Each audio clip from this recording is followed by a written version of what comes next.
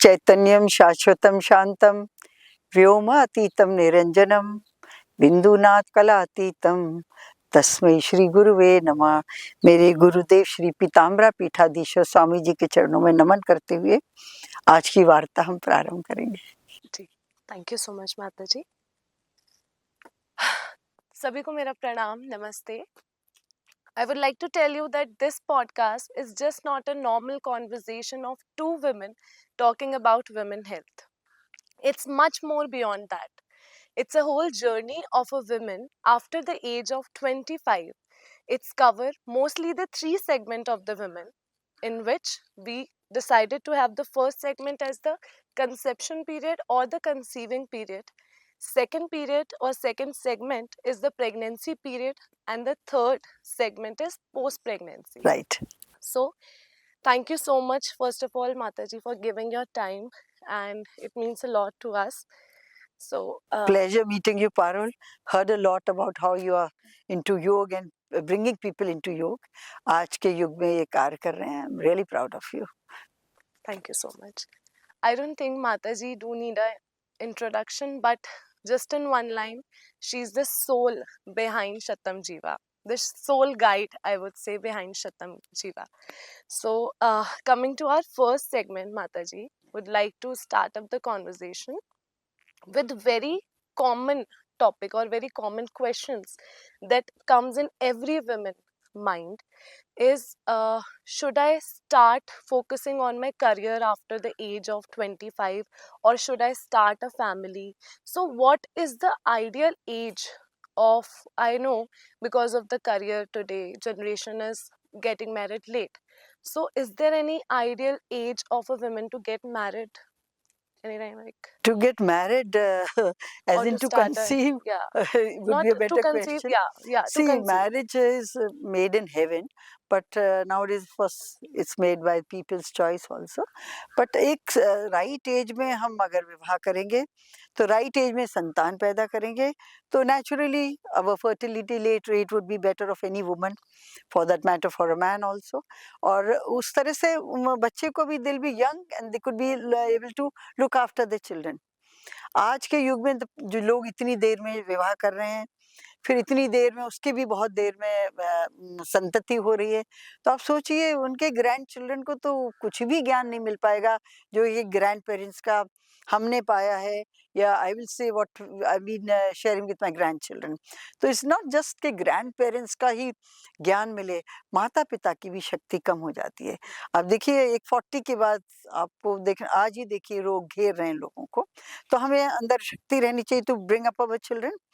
And when we are conceiving, तो हमारे अंदर भी all our parameters of our blood sugar है, आयरन है, कैल्शियम, सब नॉर्मल होना सब चाहिए, नॉर्मल, तभी हमारे बच्चे को भी वो तत्व मिलेंगे. और एक एज के बाद बाद ये प्रॉब्लम्स वो आनी ह- ऑटोमेटिकली होने स्टार्ट लगी है. होने लगी. आप किसी को भी देखिए ना, even 35-year-old children, 40-year-old, they are coming for blood test. Various problems हमारे शतम जीवा में भी आते हैं. हम लोग देखते हैं कितने सारे रोग आज छोटी उम्र में लग रहे हैं. तो राइट एज तो हम कहेंगे पुराने समय में जो होती थी वो ही अच्छी है to conceive. I think fertile time होगा 21 से 25-28 में तक तो कंसीव कर लेना चाहिए. हाँ जी. हाँ जी. So today women are taking two different paths. One is they get married on time, another they are more career oriented and they opt for late marriages.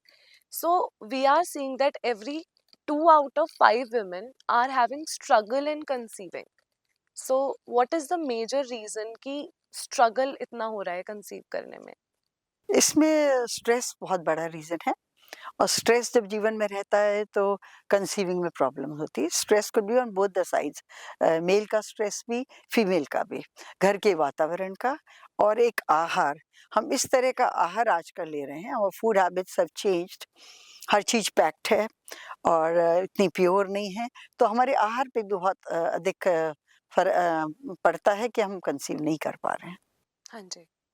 तो मेन आपने जो बोला आहार, जी. तो क्या आहार अगर कोई पेरेंट सोच रहे हैं कि अब it's the right time to conceive, या फिर इनको हम बहुत अच्छे कॉन्सेप्ट में बोलते हैं, आयुर्वेदिक कॉन्सेप्ट में गर्भ धारण जिसे हम बोलते हैं, तो गर्भ धारण इज कॉन्शियस कंसीविंग जी। प्रोसेस, सो कॉन्शियसली कैसे प्लान करें माता जी, और कितने टाइम पीरियड से पहले ही प्लानिंग शुरू कर दें कि now is the right time? सबसे पहले तो कैसे पता चले that this is the right time, और वो तैयारी करने में कितना टाइम ले, माइंड सेट करने में कितना टाइम ले? आयुर्वेद ने सब कुछ दिया हुआ है ग्रंथों में, और यहाँ शतम जीवा में हमने इसका प्रयोग भी करा है। हाँ जी। तो सबसे पहले आप, I think every parent would want कि बहुत अच्छा एक संतान हो, बुद्धिमान हो, पेरेंट्स के लिए केयरिंग हो, राष्ट्र समाज में नाम कमाने वाला हो, बुद्धि स्तर अच्छा हो। तो उसके लिए पहले पेरेंट्स को अपने को प्रिपेयर करना होगा कि अच्छा समय और योग भी बताया जाता है, हाँ जी। एस्ट्रोलॉजी और आयुर्वेद को कंबाइन करके। उससे पहले अपने आहार को स्वस्थ करें, आध्यात्म से अपने मन को, मेडिटेशन से अपने मन को शांत करें, और आत्मा को आपके गर्भ में आने के लिए परमात्मा से प्रार्थना करना है। परमात्मा आत्मा को जिस स्वरूप में आपके गर्भ में भेजे, उसकी प्रार्थना करके उसी के अनुसार आहार लेना है हमको। और हमारे डॉक्टर यहाँ पूरा बताएंगे, जिसमें बैलेंस डाइट होनी चाहिए, जिसमें आपकी कैल्शियम भी हो, आपकी आयरन भी हो, और सब तरह के विटामिन भी आ जाएं। और पैक्ड फूड से, हमें देर तक पके हुए भोजन से, इन सब से हमें दूर रहना हो। इसका काफ़ी विस्तार है, टाइम इज़ शॉर्ट, नहीं, हम इसी पे मेरे ख्याल से पूरी टॉक इसी पे हो सकती है कि किस तरह का आहार करें। ये बट मेन एक शॉर्ट में जी। कि आहार क्या क्या अवॉइड करने चाहिए during your planning to conceive? देखिए, जो स्मोकिंग कर रहे हैं या कोल्ड ड्रिंक्स ले रहे हैं, कोल्ड ड्रिंक्स भी बहुत हार्मफुल होती हैं। पैक्ड फूड्स ले रहे हैं, और अगर कोई अल्कोहल ले रहा है, तो बहुत पहले तो इनसे दूर होना चाहिए। और कितना समय अल्कोहल को आपके शरीर से निकलने में लगता है, उतने पीरियड तक तो आप उसको ले ही नहीं सकते हैं। वैसे तो हम प्रार्थना करेंगे कि आजीवन ना लें, और यहाँ आके रहें आप, इसको भी छोड़ देंगे, हाँ जी। लेकिन ये चीज़ों से आपको दूर रहना चाहिए। फिर शुद्ध सात्विक आहार, पौष्टिक आहार, वो थर्ड चीज़ है। ओके। माता जी कितने टाइम पीरियड तक हम ये फॉलो करें, स्वस्थ आहार ये सब? तो एक जैसे आइडिया। अल्कोहल को तो बॉडी से निकलने में टाइम लगता है, तो हाँ उसके जी। लिए बहुत लंबा समय अल्कोहल और स्मोकिंग को, और ये फास्ट फूड्स, और I will include cold drinks in this, इन सब से बहुत पहले दूर हो जाइए। फिर कम से कम शुद्ध सात्विक आहार की 3 महीने की डाइट लीजिए, थ्री और मंथ्स शतम जीवा से प्रिस्क्राइब्ड जो हमारी गर्भरक्षणी नाम से एक दवा है, उसका सहस्रार योग है, उसको लें। और पुरुष की भी नाड़ी देखकर, महिला की नाड़ी देखकर बताया जाएगा किस चीज़ का इनके बैलेंस, वात पित्त कफ का कौन-सा इम्बैलेंस है, जिसके कारण ये गर्भधारण नहीं कर पा रहे हैं। तो उसको बैलेंस करने के लिए उसी के अनुसार औषधि यहाँ हमारे डॉक्टर बताएँगे। डॉक्टर बताते हैं। तो जैसे ही पेरेंट्स या जो भी क्लाइंट आते हैं, तो सबसे पहले उनकी नाड़ी नाड़ी परीक्षण। परीक्षण होता है, उसके अकॉर्डिंग ही उनको जी, जी। पूरा प्रोसेस बताया जाता बिकॉज़ आयुर्वेद रोग को टारगेट नहीं करता है। आयुर्वेद रोग के नाम को टारगेट, तो रूट कॉज को टारगेट करता है, और रूट कॉज आयुर्वेद में शुरू होता है नाड़ी परीक्षण से। है। हाँ जी। इस तरह का एक थोड़ी जगह छोड़कर आप इस तरह से नाड़ी लेंगे, वात पित्त कफ, उसमें पता चल जाएगा कौन सा बैलेंस है। एक गति होती है नाड़ी को कि वो गति में चेंज है, तो अब डॉक्टर डिटेक्ट कर लेते हैं किस तरह से आपको एड्रेस करना है। माता जी एक क्वेश्चन जो बहुत कॉमन और बहुत आइडियली मुझे पूछना चाहिए सेगमेंट 1 में, जो प्रेगनेंसी से पहले वाला सेगमेंट अभी हम बात कर रहे हैं, इस आजकल आईवीएफ क्लिनिक्स बहुत ज़्यादा तेज़ी से बढ़ रहे हैं। तो अगर कंसेप्शन के दौरान पेरेंट्स ट्राई भी कर रहे हैं, तो बहुत नॉर्मली रिएक्शन होता है कि अगर नेचुरल तरीके से कंसीविंग नहीं हो रही है, तो लेट्स गो विथ आईवीएफ। तो आईवीएफ को हम एज अ टूल कंसिडर करें या एक सॉल्यूशन कंसिडर करें कि ये एक प्रॉपर समाधान है? हम किसी भी चिकित्सा की निंदा नहीं करते हैं। हाँ जी। वो हैं, अपना कार्य कर रहे हैं। हम उसकी निंदा ना उसके हाँ बारे जी। में कुछ बोलना चाहेंगे तभी क्या? Against it. हाँ जी। यूजुअली कंसीव जब आईवीएफ से करते हैं, तो ट्विन्स या ट्रिपलेट्स होते हैं, और जैसा हमने सुना है कि बहुत सारे उसमें से गर्भों का तो वध ही होता है। तभी आपके लिए 2 या 3 बचाए जाते हैं या 1 बचाया जाता है। तो लेकिन ये लोगों का अपनी सोच है कि हमें किस तरह जाना है। लेकिन पहला प्रयास नेचुरल वे में आयुर्वेद को फ़ॉलो करके, जीवन शैली, आहार की और विहार की फ़ॉलो करके स्वतः ही कंसीव हो जाता है, तो ईश्वर की बहुत बड़ी कृपा है कि नेचुरल वे में होए। माताजी कितने हमारे पास भी शतम जीवा में केसेस आए हैं कि उनकी रिपोर्ट्स पूरी नॉर्मल होती हैं, बट फिर भी कंसीव नहीं हो पाता है। वो हमने आपको मेन बताया था हाँ कि जी, जीवन में जो स्ट्रेस है स्ट्रेस है। और एक आर्थिक स्तर पे पहुँचने का है। और आजकल न्यूक्लियर फैमिलीज़ हो गई हैं और जॉइंट फैमिलीज़ में बच्चे रहना नहीं चाहते हैं। पहले एक बड़ा स्वस्थ वातावरण था, हमारी सोच डिफरेंट थी। तो as we are stepping towards भौतिकता दिस इज़ चेंजिंग। तो सबसे पहले जीवन का स्ट्रेस, आहार-विहार ठीक कर आयुर्वेद का कंसल्टेंसी कर हम इसको निदान कर दान सकते हैं। कर सो कॉन्वर्जेशन को और डीप ले जाते हुए हम अपने सेगमेंट 2 पर आते हैं, which is all the queries related to pregnancy. जी। प्रेगनेंसी के दौरान बहुत ही कॉमन एक क्वेश्चन आता है जो कि हमारे फर्स्ट ट्राइमेस्टर में आता है।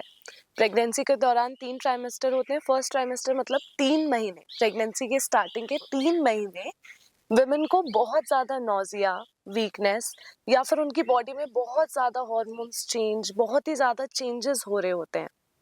तो जिसकी वजह से काफ़ी लोग बेड रेस्ट भी रिकमेंड करते हैं कि आप बेड पे ही रहें, रेस्ट करें, ज़्यादा चलना फिरना नहीं है।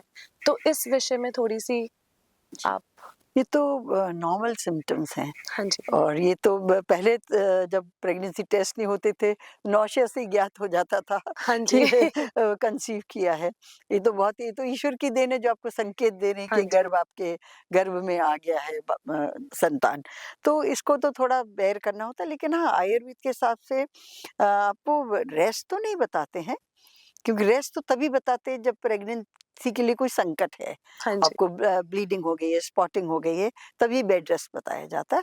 अदरवाइज़ तो चलना-फिरना, आपने पुराने समय में सुना होगा चलते-चलते खेत में बच्चा हो गया और ऐसे काम पर थे तब भी हो गया, बिकॉज़ अपने को सक्रिय रखती थी महिला। शुरू के पहले 3 महीने में क्या प्रिकॉशंस या फिर क्या केयर वो अपनी करें, main care?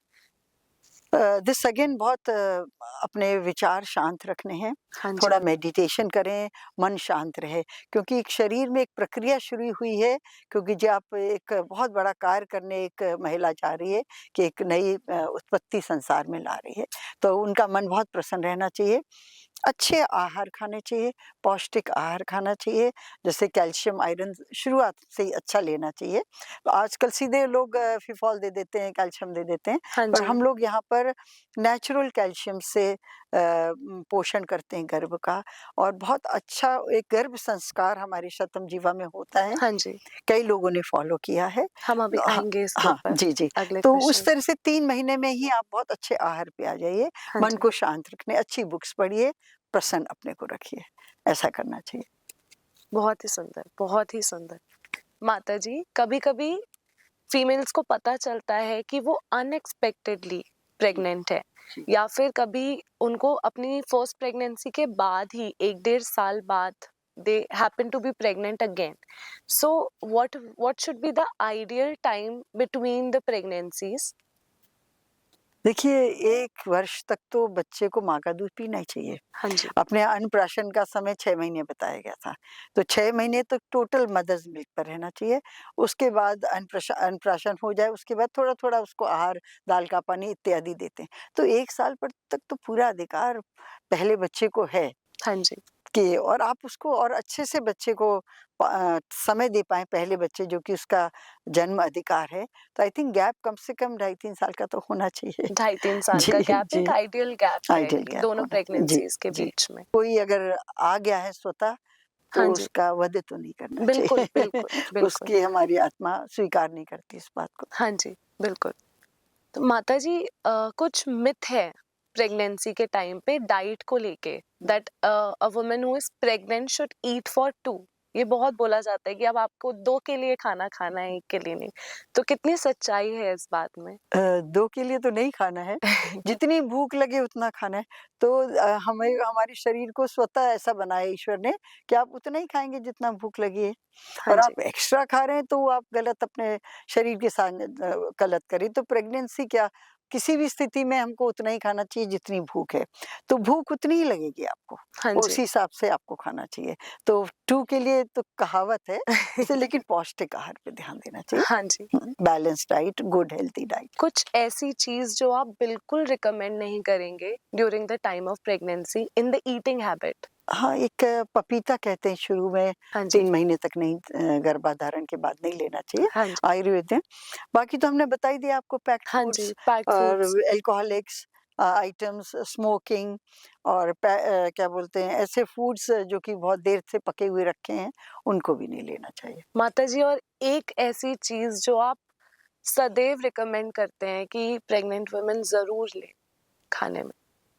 It can be any, कोई हाँ, फ्रूट या फिर कोई कोकोनट सब्ज़ी। बहुत अच्छा बताते हैं, फ्रेश कोकोनट, हाँ जी। उसमें कैल्शियम बहुत होता है। हाँ जी। और इसको तरह-तरह से बोला गया है, आँखें बहुत सुंदर होंगी, ऐसा होगा, तो उस तरह से कोकोनट आपको लेना चाहिए और आयरन का कंटेंट भी लेना चाहिए, हाँ यही जी। हम बताएँ। ओके। माताजी, जैसे महाभारत में हमने सुना है कि अर्जुन जब अपनी पत्नी को चक्रव्यूह की स्टोरी सुना रहे होते हैं, तो वही स्टोरी से उनका पुत्र अभिमन्यु, तो वो पूरा चक्रव्यूह पूरा सॉल्व कर लेते हैं। सो ये एक बहुत ही अच्छी एग्जाम्पल हम कहेंगे गर्भ संस्कार का। तो गर्भ संस्कार के विषय में हमें थोड़ा बताएं, गर्भ संस्कार क्यों जरूरी है प्रेग्नेंट वुमेन के लिए, क्यों इसको करना चाहिए और क्या प्रोसेस आयुर्वेदिक के अकॉर्डिंग सही है गर्भ संस्कार करने का? गर्भ संस्कार में हर कोई चाहेगा कि हमारा बहुत अच्छा बुद्धिमान बच्चा हो, स्वस्थ बच्चा हो और अच्छे संस्कारों वाला बालक हो। तो उसके लिए थोड़ा प्रयास और अभ्यास और मेहनत, परिश्रम तो एक गर्भिणी को करना ही चाहिए। हाँ तो जी। हम लोग शुद्ध संस्कार देने के लिए यहाँ पे गीता का पाठ सुनाते हैं और हमने अपने घर में भी इसका प्रयोग करा है और हमारी डॉटर इन लॉज़ को जब हुआ है, कंसीव किया, तो ये हमने प्रयास करा है। उसका अच्छा हमें परिणाम मिला है। My grandchildren are very big now और उनके अच्छे, उनके स्वस्थ मन, अच्छे संस्कारों के बालक हुए हैं, बालिकाएँ हुए हैं, ये हमने अपने जीवन में भी देखा है। साइंस भी आगे प्रूव कर देगी, जैसे हमने तो 5000 वर्ष पहले उदाहरण दे दिया है अभिमन्यु का, हाँ जी। लेकिन ये सत्य है। अ, शतम जीवा में जब गर्भिणी महिला आई थी, तो हमने तो उनसे वृक्ष पूजन भी कराया था। हमने उनसे गौ सेवा भी कराई थी। गौ सेवा से गौ माता हमारा सारा कष्ट ले लेती है, तो गऊ को हम उनको लड्डू खिलवाते थे उनके हाथ से, तो जिससे बहुत अच्छी पीसफुल उनकी प्रेगनेंसी रहे, कोई कष्ट ना हो, कोई पेन ना हो। और नित्य प्रति मंदिर में उनको कुछ ना कुछ अच्छे आध्यात्मिक ज्ञान देते थे। इसके साथ हमारे डॉक्टर्स अलग तरह की थेरेपी करते हैं, अलग तरह का आहार देते हैं, उनका एक फूड चार्ट अलग होता है हाँ कि जी। ये नेचुरल कैल्शियम हो गए, चाहे उसमें उसका रागी का आटा है, चाहे तिल का सेवन है, चाहे नारियल है, ये सब नेचुरल कैल्शियम्स हैं। या शंख को आप उसमें रख रहे हैं पानी में और उसका जल दे रहे हैं। हाँ बहुत जी। सारे ऐसी प्राकृतिक कैल्शियम्स हैं। मिल्क है, मिल्क भी बहुत अच्छा, आजकल वीगन वगैरह सब शुरू हो गया, लेकिन गौ माता का, शुद्ध देशी गौ माता का दूध बहुत आहार युक्त होता है। दही है और इसके संग सब तरह की पौष्टिक आहार और मेडिसिन्स उनको दी जाती थी। तो इससे हम ये कह सकते हैं दैट शतम जीवा is completely safe for pregnant women to come here and live for a while, पूरा नेचर से कनेक्टेड, और प्रॉपर डाइट जो आपको रिकमेंड की जाएगी during the time of your pregnancy. आपने तो वैसे एक्सपीरियंस कर लिया शतम जीवा को और बिल्कुल। आप इतने ज्ञानी हैं, खुद ही इस मार्ग में हैं, तो आपने अनुभव कर लिया, सुन हाँ लिया जी, भी था डॉक्टर से कि हमारे यहाँ इस तरह से इस होता है। तरह से ट्रीटमेंट होता है। Coming to the third segment, which is very silent struggle, I would say, जो every female faces after their pregnancy period.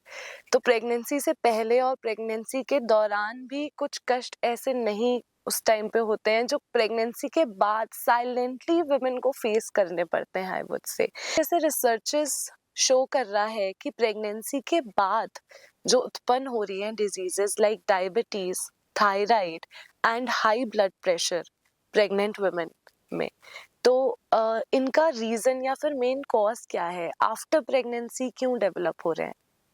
इनके सब चीज़ का कॉज़ स्ट्रेस है। हाँ जी। स्ट्रेस है और एक जब उन लोग अपने को माइंड को प्रिपेयर नहीं कर पाते हैं कि एक नया मेंबर फैमिली में आ गया है और रात को महिलाओं को बहुत जगना भी पड़ता है, क्योंकि बच्चे कई रोते भी हैं रात में, फीड्स भी उनको रात में देनी पड़ती है। तो इधर है जहाँ हमारे जॉइंट फैमिलीज़ काम आती थी कि 3 घंटे दादी के पास दे दिया बच्चा, तो माँ ने 3 घंटा सो लिया, तो उनकी नींद पूरी हो गई। और एक हमारे अंदर हैप्पीनेस होती है कि ये चीज़ आएगी हमारी लाइफ में, उससे हम अपने को जब मेंटली प्रिपेयर कर लेते हैं, तो इतने शॉक वेव्स हमको नहीं मिलते हैं। डेफ़िनेटली हार्मोनल चेंजेस होता है, हमारे स्तनों में दूध आ रहा है, ये ईश्वर की देन है। कोई भी दवाई आपके स्तन में दूध नहीं पैदा कर सकती, ईश्वर की देन है कि बच्चे को पैदा करने से पहले माँ के स्तन में उनका आहार का चिंता ईश्वर ने करा है। तो माता को भी थोड़ा-सा मेडिटेशन और वो लाइफ में अपने अध्यात्म को रखेंगे, तो ये इस तरह की डिज़ीज़ेज़ नहीं होंगी। और अगेन स्ट्रेस ख खत्म होगा, अच्छा आहार लेंगे, हार्मोनल चेंजेस को एड्रेस करने के लिए हमारे यहाँ शतावरी भी देते हैं, मिल्क अच्छा हो, तो स्ट्रेस को हम एड्रेस कर सकते हैं, हाँ जी, जब अपने को मेडिटेशन में लाके और अपने माइंड को मेंटली पहले प्रिपेयर कर सके कि हमें रात को जगना भी पड़ेगा और हमें बहुत मेहनत करनी पड़ेगी अतिरिक्त, तो फिर हम हैपीली कर फिर पाएँगे। हम हैपीली कर जब पाएँगे। आपको पता होता है you have a long day ahead, you prepare your mind mentally and you are able to address it. Same way, if you are mentally prepared कि अभी हमें लंबा समय बच्चे को देखने के लिए मेहनत करनी है, तो आपको ये कभी भी कठिन नहीं लगेगा, कठिन नहीं लगेगा और प्रॉब्लम्स भी नहीं नहीं आएँगी आएगी। आगे जाके। अगर आप अपनी क्रेविंग्स वगैरह भी, डाइट वगैरह भी प्रॉपर लेते हैं, तो ये प्रॉब्लम से आप प्रॉब्लम नहीं बच आएगी। सकते हैं। माताजी, पोस्ट प्रेगनेंसी 3-4 महीने तक फीमेल को क्या डाइट फॉलो करनी चाहिए? Because that's the most sensitive time after your pregnancy. बच्चे के जन्म के बाद ऐसा आहार होना चाहिए जो बच्चे को भी उसका पोषण मिले, because she is a feeding mother. शतावरी बहुत अच्छा बताते हैं, अच्छा मिल्क बनेगा, जीरे का सेवन बहुत अच्छा बताते हैं। और शुरू में तो बहुत लाइट आहार लेना, आजकल डॉक्टर्स कहते हैं सब खाओ, सब कुछ करो, चलने लगो नॉर्मल। पर पहले हमारे यहाँ जो 40 डेज़ का रेस्ट होता था, वो अच्छा होता था, करना चाहिए थोड़ा बॉडी को रेस्ट। आप सोचिए यूट्रस का साइज़ अगर ये होता है, उसने इतने बड़े बच्चे को जन्म दिया तो ये साइज़ हो गया, तो क्या ये ओवरनाइट या 5 दिन में श्रिंक हो जाएगा?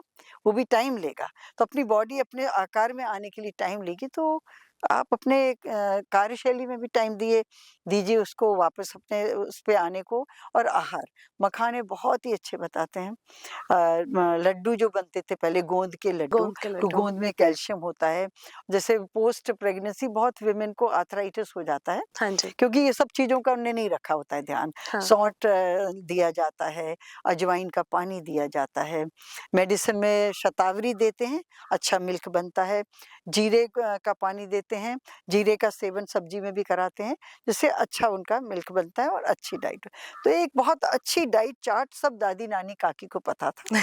You must have also heard, इतने अच्छे लड्डू बनते थे, हाँ जी, वो बच्चे उनको खिलाए जाते थे, सिके मखाने दिए जाते थे, उसमें थोड़ा-सा पेपर डाल के घी में सेक के, गाय के घी में सेक कर, तो ये सब सेवन ज़रूर करना चाहिए, बहुत आवश्यक है। और दूध भी पिएँ, क्योंकि वो बच्चा मिलेगा उसको, तो ये सब और पौष्टिक आहार once again. And I think the body should take rest according to Ayurveda, कुछ तो हमें रेस्ट पोस्ट प्रेगनेंसी करना ही चाहिए, 40 डेज़ आर सफिशिएंट। करना चाहिए, बिल्कुल। नहीं है पॉसिबल तो 3 वीक्स तो करना ही चाहिए। हाँ जी, उसमें आप ये नहीं कि आप बिल्कुल बेड पर हैं, आप अपनी नित्य क्रिया कर रहे हैं, हाँ जी। अपने कार्य कर रहे हैं, क्योंकि बच्चे को देखना अपने आप में बहुत बड़ा कार्य है। आप उसका नहलाना, धुलाना, मालिश, उसको फ़ीड करना, उसके लिए रात को उठना, तो अपने आप में बहुत टैक्सिंग काम है। तो ऐसे टैक्सिंग काम में आप रेस्ट नहीं करेंगे, तो आपकी बॉडी भी को भी वापस अपने उस पोज़ीशन पे आने में, वापस हेल्दी होने में टाइम टाइम लगेगा। लगेगा। माताजी, ये दोनों में लागू होता है, सी सेक्शन, नॉर्मल डिलीवरी, दोनों में इतना ही टाइम पीरियड रेस्ट हमें जी, करना चाहिए? दोनों में करना चाहिए। दोनों में ही जी, करना चाहिए। जी। और सी सेक्शन और नॉर्मल डिलीवरी दोनों में ही हम यही डाइट मोस्टली फॉलो करें? यही करते हैं, हाँ लेकिन जी, सिज़ेरियन होने पे कई चीज़ें डॉक्टर मना करते हैं कि अभी ये नहीं दो, हाँ अब जी, ये नहीं दो, घी और लड्डू शायद मना कर हाँ देते हैं। जी, हाँ जी। तो फिर थोड़ा-सा उनकी बात भी थोड़ा सुनना चाहिए, प्रिकॉशन, क्योंकि हाँ हम जी, जब उनकी बात सुनकर सी सेक्शन पर जाना पड़ा है, तो इसमें भी थोड़ी उनकी बात माननी चाहिए। थोड़ा-सा, लेकिन हाँ। अदरवाइज़ पौष्टिक दूसरी चीज़ें ले लें, हाँ जी, जो आपने मेडिसिन का नाम बताया, शतावरी। शतावरी, जी। तो ये दोनों में ही इफेक्टिव है? दोनों में इज़ इट? अ, हाँ, हाँ, नॉर्मल डिलीवरी दोनों में और हाँ इफ़ेक्टिव जी, है। दोनों में और ही। बहुत से डॉक्टर्स तो हमने देखा जो हाँ लिखते जी, हैं, हाँ जी, रिकमेंड करते हैं हाँ ये जी। दवाई। माताजी, तो क्या टाइम पीरियड तक ये दवाई हम ले सकते हैं, शतावरी? ये डॉक्टर आपका वो देख कर हाँ जी। बताएगा, लेकिन हाँ 21 दिन तो लेना ही 21 चाहिए। दिन तो लेना ही लेकिन चाहिए। डॉक्टर और बताएगा कि हाँ जी। किसी को मिल्क फ्लो बहुत अच्छा नहीं हो रहा है तो उनका हाँ जी। समय अवधि बढ़ा दी हाँ जाएगी। जी। Depends on the patient, on person to person it varies. माता जी आजकल नॉर्मल डिलीवरी से कहीं ज़्यादा सी सेक्शन डिलीवरीज हो रही है, तो इसका क्या मेन कारण अगेन हम स्ट्रेस से एसोसिएट करेंगे? स्ट्रेस से एसोसिएट करेंगे और हम कहेंगे शुरू से आप प्रारंभ से अगर आयुर्वेद से जुड़ते तो आपको ये नहीं देखना पड़ता। लेकिन हाँ, कहीं इमरजेंसीज़ होती हैं तो आई विल से हाँ, बच्चे की माँ की रक्षा के लिए सी सेक्शन पे जाना चाहिए। पर सी सेक्शन की एक अद्भुत बात आई मीन जो मैंने पढ़ी है कहीं क्या होता है जैसे हमने जाना अभिमन्यु ने सब कुछ घर में देखा, तो इसी तरह जब सी सेक्शन की तैयारी होती है, ओटी में मदर है, तो बच्चे को घर में पता होता है कि ऐसे ही कुछ कैंची चलने पड़ती है। उसके अंदर एक भय भय के परमाणु अंदर पैदा हो जाते हैं और बच्चा बहुत भय भय से आकांत हो जाता है जन्म से पहले। आप देखिएगा सी सेक्शन के बच्चों में और नॉर्मल डिलीवरी के बच्चों में अलग एक व्यवहार में होगा, कुछ कुछ भय का तत्व सी सेक्शन वाले बच्चों में ज़्यादा होता है।